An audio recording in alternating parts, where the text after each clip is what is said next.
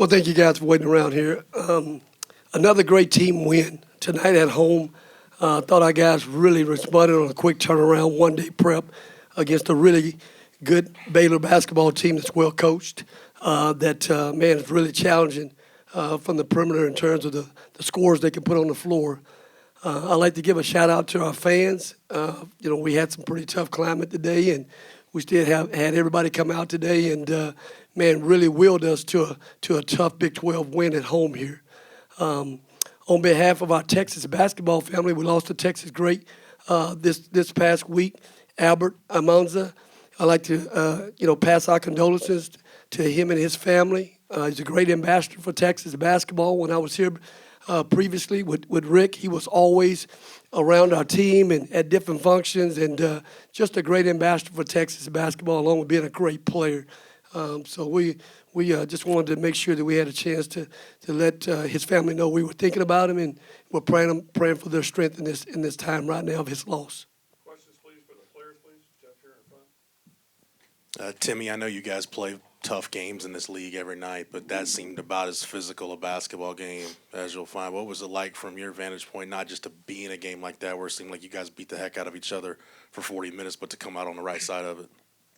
Yeah, that's just kind of what this league is about. You got to put your hat on, come to work every day. A lot of credit to them. That was one of the harder games I've played in since I've been here, I'm not going to lie. They just make you work, and they make you work for 40 minutes. They're never out of the fight. They can get hot in one or two shots. They see it go through. It's not good. It's not good for Texas. So shout out to them. They play really hard, but they're a really good team. And, in the 12, that's what it takes every night. Whatever it takes, kind of our thing, kind of our saying. What we've been going through this year, whatever it takes, lay it on the line for the brother next to you. So that's our mentality. We just glad we got it done at the crib tonight. Yeah, Timmy, after that Tennessee game, Coach Terry said y'all got out-toughed and out-physicaled, which doesn't happen to you guys often. I'm curious, what was the message from him, and I guess maybe what was the way that he challenged y'all heading into this game? He challenged us on defense. He challenged us to be better. We're a team who prides ourselves on defense, being able to guard the ball as a team and one-on-one. And in Tennessee, we didn't do that, and we had to come back and get that back. We're not a team who's used to getting out-toughed. That was something we dealt with a lot last year that it's pretty quiet this year, and that's how we kind of want to keep it. So we had to respond physically, mentally, but more so just be ready to play and hang our head on the defensive end. Timmy, you drew the pretty tough assignment of Keontae. What was your mentality going into that game, and what did you really key in on to make sure that it was tough for him to get those shots? I'm not going to give you all the secrets, but he's a great player, man. His ceiling is through the roof. I got a lot of respect for him. I just try to make him earn shots, take tough ones if he makes it. Cool, head down in the next play. Make him work, make him run, make him sweat. Make him get frustrated, try to get up in him a little bit. But credit to him, he still got going. He probably had like 20, I don't even know. But, great player, great matchup. It was a fun battle.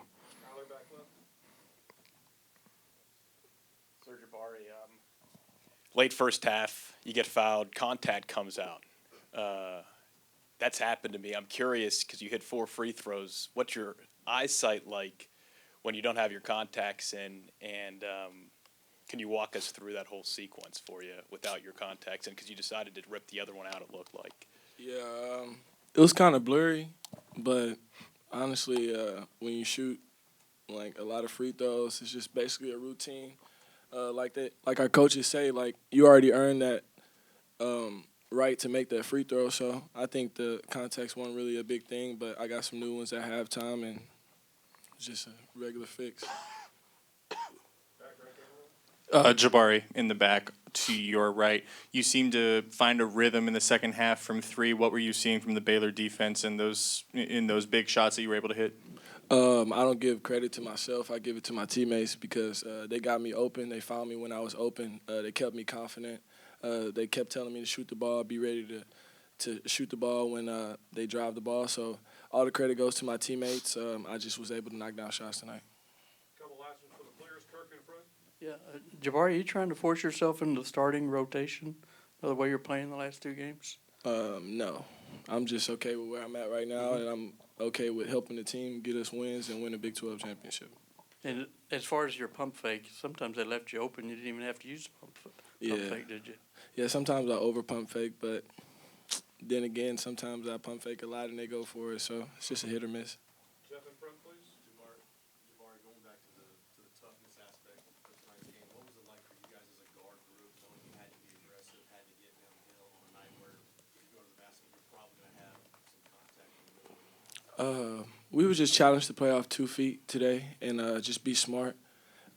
Just try to share the ball with each other and take advantage of the scout, whatever the scout was for us. And I think we did a good job of that. I think we stayed together tonight, really good, through adversity, everything.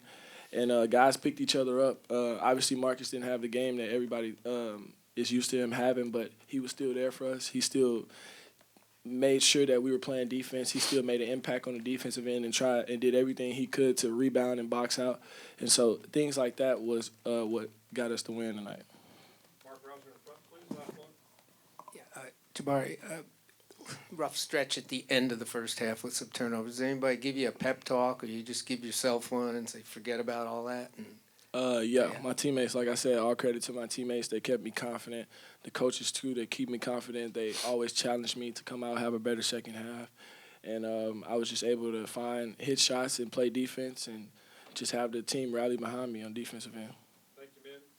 Raise your hands, please, for questions for Coach Terry, please. Jeff, start here in front. Rodney, and Jabari just mentioned Marcus. What kind of growth is a game like tonight for him where, maybe last year, maybe even earlier points this year, he might force some shots, but he didn't really force anything, just kind of let it come to him and was there when you guys needed him in that final minute? Jeff, it's kind of the second game that he's had some early foul trouble. Had 2 fouls again in the first half. Marcus all year, though, hasn't really forced the issue all year long.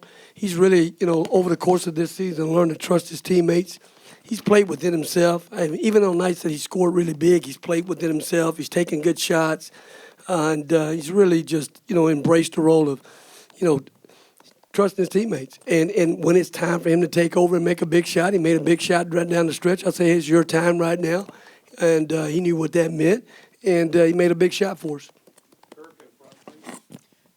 You don't want to say anything's a must-win, but with the road schedule you've got coming up, was this, if you really want to win the league, was this almost a must-win at home?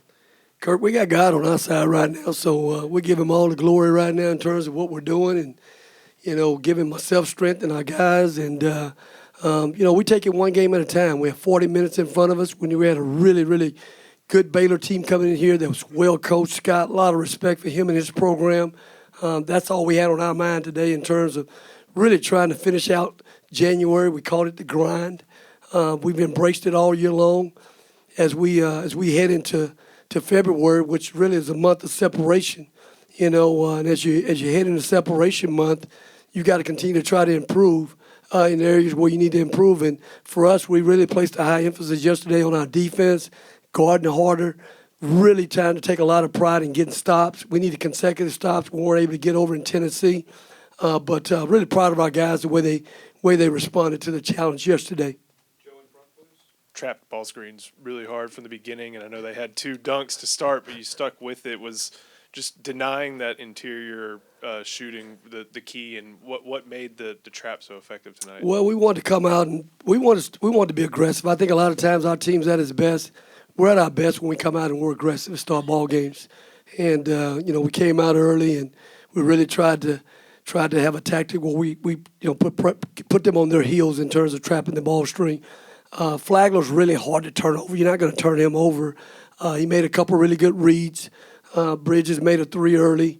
But we wanted to give them a different look. We did that for the first 4 minutes of the game, and then we changed our coverage and really didn't go back to it again. But, it's a coverage we want to continue to use all season long and kind of pick and choose when we do it. Mike Finger, middle left.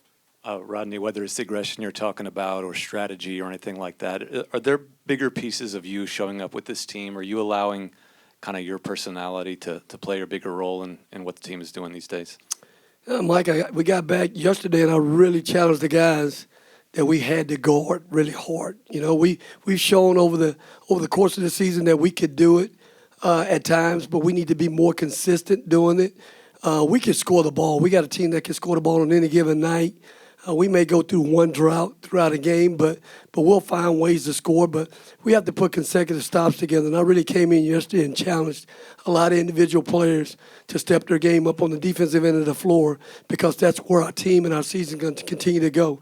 And in order for our team to be an elite team, we've got to buckle down, and we got to get some stops and really guard. And I said, in the past, all my teams, if you're going to be on the floor for me, you're going to have to guard. We'll figure out how to score.